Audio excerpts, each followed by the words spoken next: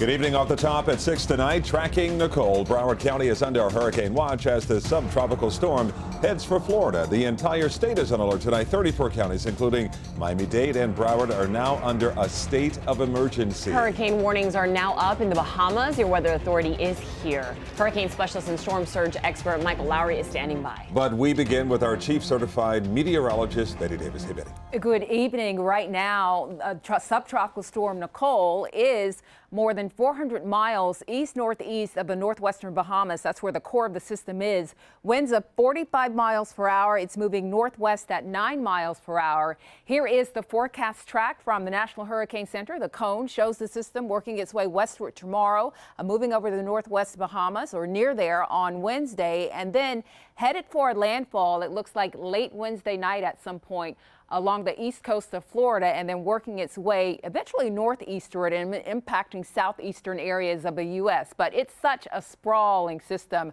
that those impacts will be felt far and wide. In the meantime, a closer look at the forecast cone, like I said, makes its way toward the northwest Bahamas on Wednesday, and then late Wednesday night, very early Thursday, looks like landfall for the east coast of Florida. And as far as where precisely the core of the system comes in, we can't pinpoint that just yet, but sprawling and expansive, that is key in terms of the impacts that will be felt. Northeast winds, that onshore flow, just that broad overall flow around this system, that's going to have some meaning in terms of the coastal impacts, the flooding, the beach erosion, the rough surf. But we'll also get from time to time some rain bands that could produce some heavy rainfall, and the winds that could gust up to 40+ miles per hour. We'll talk more about that in a few minutes. But I want to bring in our hurricane specialist and storm surge expert, Michael Lowry, to talk a lot more about subtropical storm Nicole.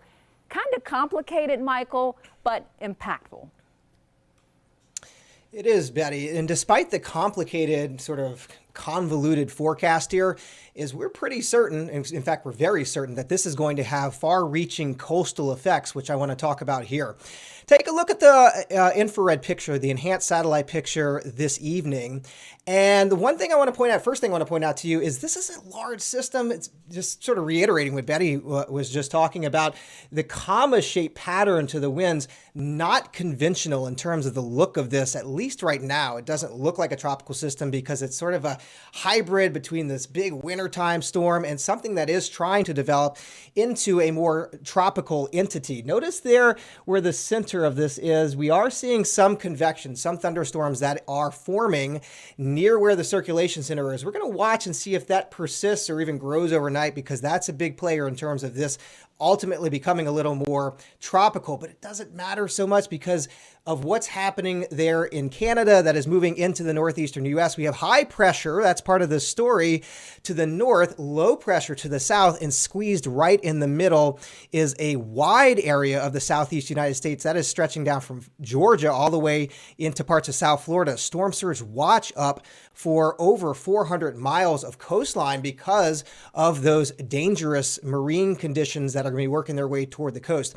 Really quickly here, let's talk about that high surf. The Hurricane Center is saying the seas could be up to 30 feet offshore. Now, obviously, we're not going to see that closer to the coast, but as we go from Tuesday into Wednesday, we'll see the seas pick up. We'll see those 5-foot, 10-foot waves crashing near the shoreline, and that's going to really compound issues at the coast as we go into some of the highest tides that we've had yet this year. This is the potential storm surge. So the waves are going to be breaking, but the waters are going to be higher than what they typically are. 2 to 4 feet just to the north of Broward into Palm Beach County. A foot or two here. We're going to go through several high tide cycles with widespread minor to moderate coastal flooding beginning tomorrow morning, and then going into the biggest impact is probably going to be on Wednesday morning, that we're going to see those coastal flooding in those familiar spots. But even into Thursday morning, we could see some coastal flooding, some minor lingering coastal flooding. But at that point, the winds are going to be turning